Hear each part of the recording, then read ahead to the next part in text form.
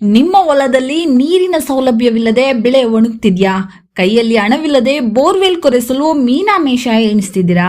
ಹಾಗಿದ್ರೆ ಇಲ್ಲಿದೆ ನಿಮಗಾಗಿ ಗುಡ್ ನ್ಯೂಸ್.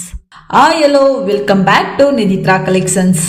ಈ ವರ್ಷ ಕರ್ನಾಟಕದ ಸರ್ಕಾರವು ಗಂಗಾ ಕಲ್ಯಾಣ ಯೋಜನೆ ಅಡಿಯಲ್ಲಿ ರೈತರಿಗೆ ಬಂಪರ್ ಸಬ್ಸಿಡಿ ಘೋಷಿಸಿದ್ದು ಅರ್ಜಿ ಪ್ರಕ್ರಿಯೆ ಆರಂಭಗೊಂಡಿದೆ.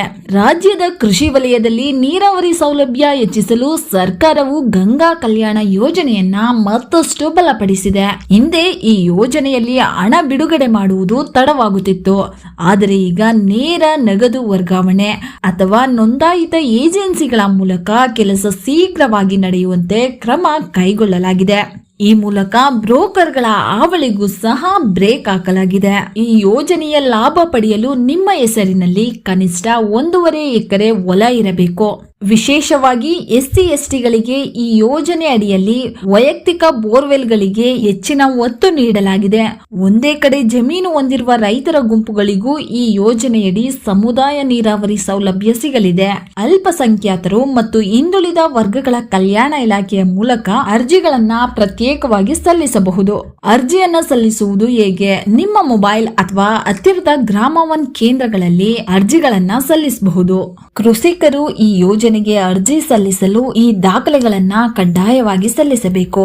ಆಧಾರ್ ಕಾರ್ಡ್ ಪ್ರತಿ, ಜಾತಿ ಮತ್ತು ಆದಾಯ ಪ್ರಮಾಣ ಪತ್ರ, ಜಮೀನಿನ ದಾಖಲೆಗಳು, ಆರ್ಟಿಸಿ ಪ್ರತಿ, ಸಣ್ಣ ಅಥವಾ ಅತಿ ಸಣ್ಣ ರೈತ ದೃಢೀಕರಣ ಪತ್ರ, ಬ್ಯಾಂಕ್ ಪಾಸ್ಬುಕ್ ಪ್ರತಿ, ಅರ್ಜಿದಾರರ ಭಾವಚಿತ್ರ, ಬಿಪಿಎಲ್ ಕಾರ್ಡ್ ಪ್ರತಿ. ಆನ್ಲೈನ್ ಗಳಲ್ಲೇ ಫಾರ್ಮ್ ಭರ್ತಿ ಮಾಡಿ ಅಗತ್ಯ ದಾಖಲೆಗಳನ್ನ ಅಪ್ಲೋಡ್ ಮಾಡಿ ಸಬ್ಮಿಟ್ ನೀಡಿ.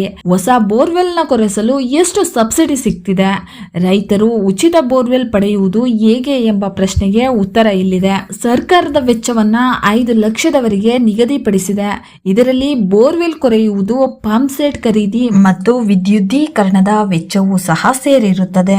ಯಾವುದೇ ಸರ್ಕಾರಿ ಯೋಜನೆಯಲ್ಲಿ ಸಮಯ ಪ್ರಜ್ಞೆ ಮುಖ್ಯ. ಅರ್ಜಿ ಸಲ್ಲಿಸಲು ಸಾಮಾನ್ಯವಾಗಿ 30 ರಿಂದ 45 ದಿನಗಳ ಕಾಲಾವಕಾಶವನ್ನು ನೀಡಲಾಗಿದೆ. ಸಾಮಾನ್ಯವಾಗಿ ಪ್ರತಿ ವರ್ಷದ ಬಜೆಟ್ ಘೋಷಣೆಯಾದ ನಂತರ ಅಂದ್ರೆ ಜೂನ್ ನಿಂದ ಆಗಸ್ಟ್ ತಿಂಗಳ ಅವಧಿಯಲ್ಲಿ ಹೊಸ ಅರ್ಜಿಗಳನ್ನು ಸ್ವೀಕರಿಸಲಾಗುತ್ತದೆ. ನಿಗಮಗಳು ತಮ್ಮ ಗುರಿ ಮತ್ತು ಅನುದಾನದ ಲಭ್ಯತೆಗೆ ಅನುಗುಣವಾಗಿ ಅರ್ಜಿಯನ್ನ ಕರೆಯಲಾಗಿದೆ. ಆಸಕ್ತರು ಅಧಿಕೃತ ವೆಬ್ಸೈಟ್ ಗಳನ್ನ ನಿಯಮಿತವಾಗಿ ಗಮನಿಸಬೇಕು. ಗಂಗಾ ಕಲ್ಯಾಣ ಯೋಜನೆಯಡಿ ನೀಡಲಾಗುವಂತಹ ಹಣ ಎಲ್ಲಾ ಜಿಲ್ಲೆಗಳಿಗೂ ಸಮನಾಗಿರುವುದಿಲ್ಲ.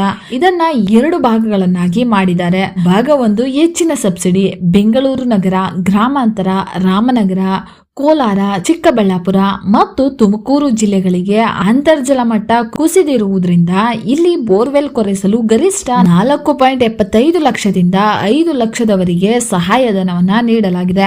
ಭಾಗ 2 ಉಳಿದ ಜಿಲ್ಲೆಗಳಲ್ಲಿ ವೆಚ್ಚವನ್ನು 3.75 ಲಕ್ಷಕ್ಕೆ ನಿಗದಿಪಡಿಸಲಾಗಿದೆ.